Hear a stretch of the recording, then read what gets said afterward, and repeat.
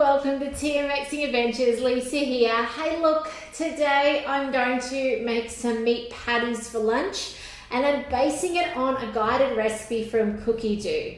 I love Cookie Doo, and yes, the last few videos you have seen me manually cook, and I can manually cook if it's 1 or 2 steps, okay? I can chuck it together and it's usually okay. But if it's a more complex recipe, I just love like this guided cooking from Cookie Doo, right? Because it's integrated, it's searchable. It means I use up those things in the pantry and the fridge that need using first.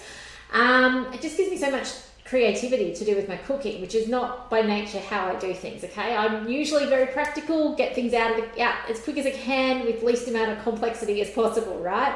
So today, let me show you how I'm going to turn a different recipe that, by the way, is a beautiful recipe on its own if you followed it through, but I'm going to take a portion of it and turn it today into something else. So let me show you how to do that. We're going to go into our week. I've planned this one out.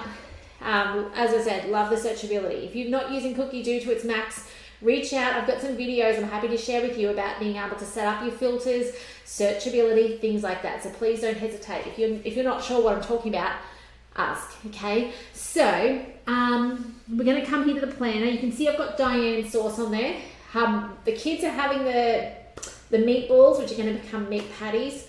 Hubby and I are having the beautiful rib we bought the other day, and I'm making Diane sauce to go on top. Now, sauces is my monthly download gift to you that you will find over on Cookie Doo. Not Cookie Doo, over on my website, okay? Oh my goodness. I think I need another coffee. If you head over to my website and you are a subscriber over there already, which so many of you already are, you would have got a newsletter a week ago that actually had sauces in it. It has an A4 downloadable of my favorite sauces from Cookie Doo. A great download to be able to stick on the fridge, print it and stick it on the fridge so that you can reference that when you're looking for inspiration. Also, there's a clickable link in that newsletter where you can click on it and it gives you the entirety of that collection over to your Cookie Doo. Or of course, you can click on each individual one and add them to your Cookie Doo as well. So, great way of getting inspiration. I tend to do that every month, 6 weeks or so, where you get a whole new downloadable to be able to be inspired by. So I hope you're enjoying those. If you're not yet subscribed, jump over there. If you're subscribed already, no need to redo it. You'll get that on the next one. So, Diane sauce. Morning tea, the kids, the 9-year-old made the raspberry oatmeal breakfast cake. Okay, really nice, not very sweet. I loved it. Okay, we're here, sugar is down as minimal as possible in our house, and it was a great recipe. And now we've got the cheeseburger, meatball, and potato wedge bake. Now, this recipe is amazing. If you are looking for something that you can make a big amount of, you can max this one out hugely. It's a crowd pleaser, it's tasty, it's just everything. Like, it's an amazing recipe. Serve it with some broccoli and you're done. Like, it's fantastic. We are going to grab, though, the meatball part, okay? And we're going to use that today as the base. I'm making meat patties to go on the barbecue. So, rather than going start cooking and going through the parmesan and making the beautiful wedges and stuff like that, I'm going to scroll down and I'm going to go straight to the meatballs. Talking about wedges and stuff, anyone make their own potato chips where you actually steam them first and then you put them in the air fryer later? They're amazing. Like the Thermomix in an air fryer, match made in heaven. Like the Kievs, all sorts of things you can do, being able to go from one to the other. Anyway, back on task, Lisa. So this recipe has breadcrumbs in it. I have some bread from my bakery challenge that I'm going to put in.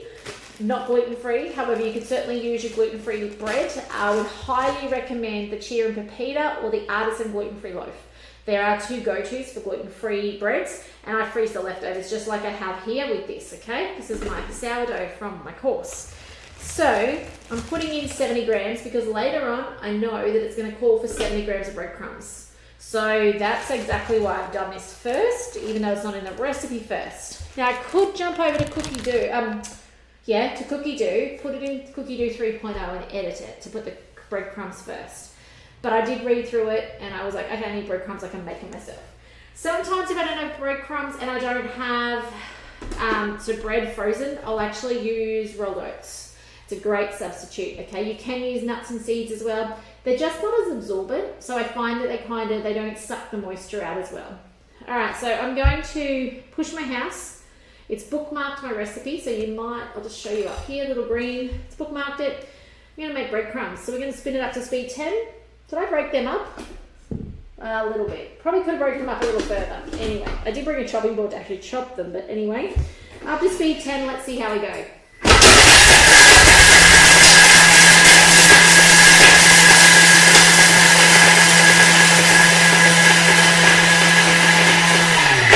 What I'm looking for there is a consistent sound. Okay, so that tells me that it's consistently chopped. If I can still hear bang, bang, bang, which I could hear a little bit of, it means it's usually a chunk. And there you go. Can you see that one chunk? You know what? I had 7 grams over. I could mill it further. I'm just going to take it out just for time. Doesn't really matter. Okay, so bookmark. Let's get back into our recipe. First things first is some onion. 100 grams. Now, my family are not a huge fan of onions, so I'm just going to chuck in a little bit. I don't know how much it exactly is, and you might notice it's purple onion. I looked ahead in this recipe and I noticed that it doesn't cook this off independently. Now, purple onion is perfect if you're not pre-cooking it because it's already sweet.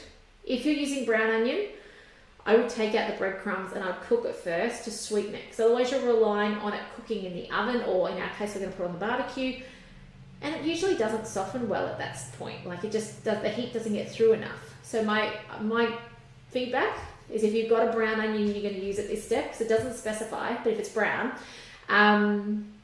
cook it first. Take out the breadcrumbs, or put your second bowl in. Second bowls are amazing. And cook your brown onion off before you continue on, okay? So, there you go, 50 grams. They don't really like it, so you know. All right, pickled cucumbers. Please tell me I brought them in. Yes, I did. We pickle our own cucumbers. Now, this recipe is under the Learn More tab on my website. It is my Nana's recipe from many, many years ago. And amazing. Like, we preserve a lot of our cucumbers this way. We do eat them fresh, but there is only so much we can keep up with. These are also beautiful in things like your Big Mac sauce. Just making my mouth water thinking about it. We don't make it very often, but when we do burger day, you know, we'll have the pickles, but we'll also make our own sauce with those. Okay, next, oh, and by the way, they're not gherkins, they're cucumbers, but close enough to be saying enough, all right? On with the lids. I'm going to chop this down a little bit. So it's 5 seconds, speed 5.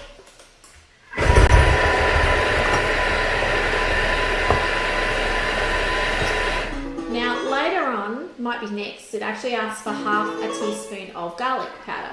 Now if you don't have garlic powder, because maybe yours has gone solid in the pantry, which, you know, quite common that it goes solid in the pantry.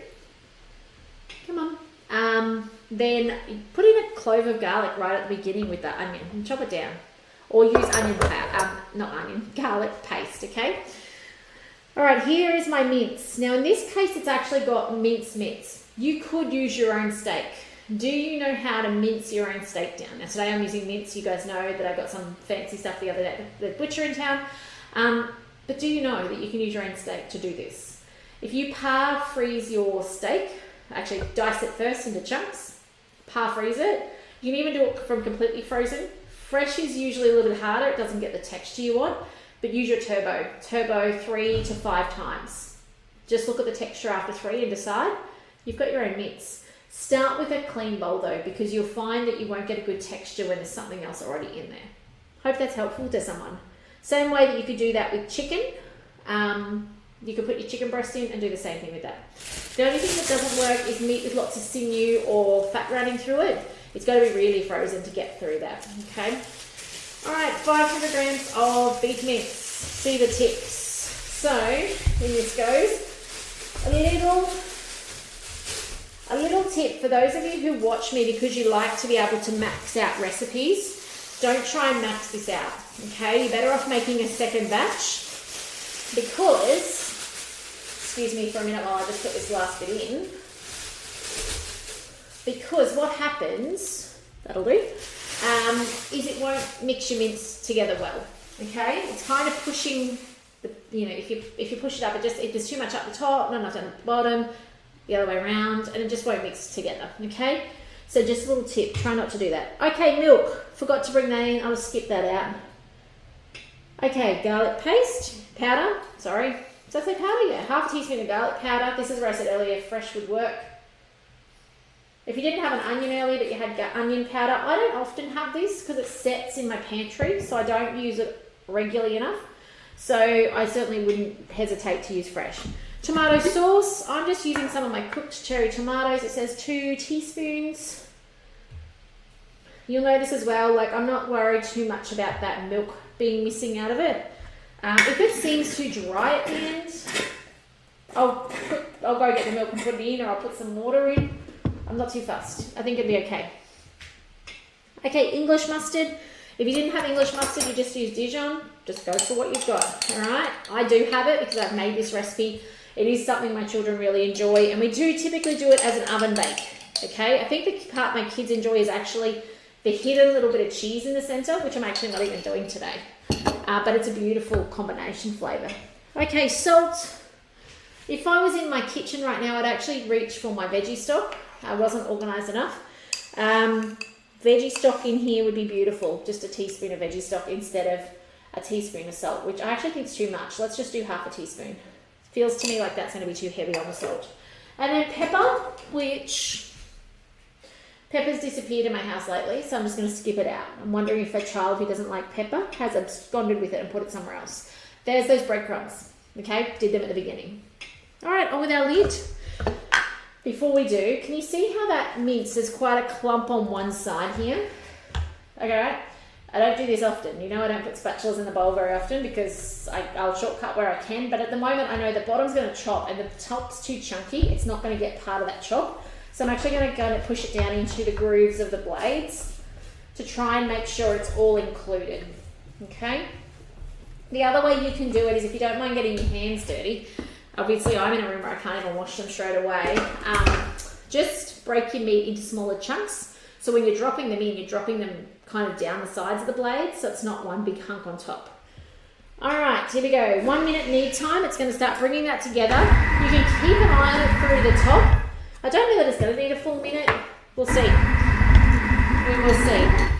If you're in your kitchen, you're putting away your ingredients, 1 minute will go really fast anyway. I'm just watching it through the middle of the hole to see how well combined it is. This one doesn't have any egg in it, so there's nothing actually binding it together except itself. Okay, it's meat juices.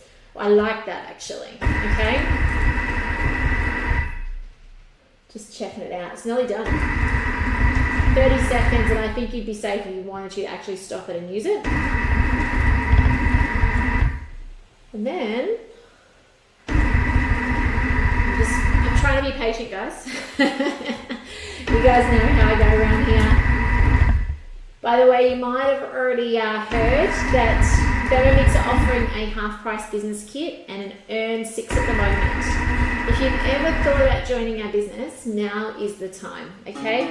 You can be getting a Thermomix in your kitchen with a deposit of $420 and a $75 business kit. And the business kits, they've got way more value in it than that. Like you're getting a thermomat and you're getting a thermo server, a travel bag, like it's worth more than $75. So if you've ever thought about it, now's the time. Okay, let me know. I'll give you further details and you can decide if it's right for you. But, you know, I can't imagine life without my Thermi business, and I can't imagine back when I started that I'd be here still now doing what I'm doing for you guys. So lots of fun. You don't have to do it the way I do, where I jump online and share, but if you want to, I'll teach you how to as well. So totally up to you. Anyway, mix is done. Now normally they tell you to put a little ball of mozzarella in the center, which is perfect if you've made your mozzarella, okay? And I have made mozzarella, but not for today. So I'm going to just grab out a chunk. My favorite part, rolling it. So you could just have your meatballs, right? Your meatballs. Now, if you've never tried the meatballs and tomato sauce recipe on Cookie Do where you steam them in the Vorwerk, it's amazing, okay? It's a steamed meatball, and some people look at it and go, oh, it looks gross because it's steamed, but it tastes amazing, okay? If you've not tried that, give that a go. By the way, make sure you comment and engage today. Let Facebook know you like these videos so that you get more of them. But otherwise, we could put this on the barbecue like so. We could be putting it on the tray with our beautiful recipe of wedges and parmesan and stuff, and it's amazing. Give it a go. Give this entirety recipe a go, all right? But I'm going to flatten them. I'm going to cook them on the barbecue flat so they cook a bit faster. So Kids can have the beautiful Diane sauce on top of that, and happy days. They could have burgers with them. They could make them bigger and make them into burgers. But this recipe is just really yummy. So if you're looking for something a little different for your meat patties rather than just tasting like minced meat, give this recipe a go. It's so beautiful, like with that garlic, those pickled gherkin / cucumbers. It's a really delicious recipe, all right? And try and swap your veggie stock in for your salt. Sorry I didn't have that on me today, but I do that in most recipes that call for salt. I swap in veggie stock because it just lifts that flavour beautifully. But otherwise, guys, thanks for joining me today. I hope you feel inspired and you've learned some hints and tips. Remember to jump over to my website and go to learn more and scroll down, and hopefully you'll be able to find that pickled cucumber recipe to download over there. I haven't yet got the recipe card up for that savoury mince, but I will do so hopefully when I get some time soon. I do have visitors arriving today for a few days. But have a lovely rest of your week. I can't wait to hear about your successes with your recipes.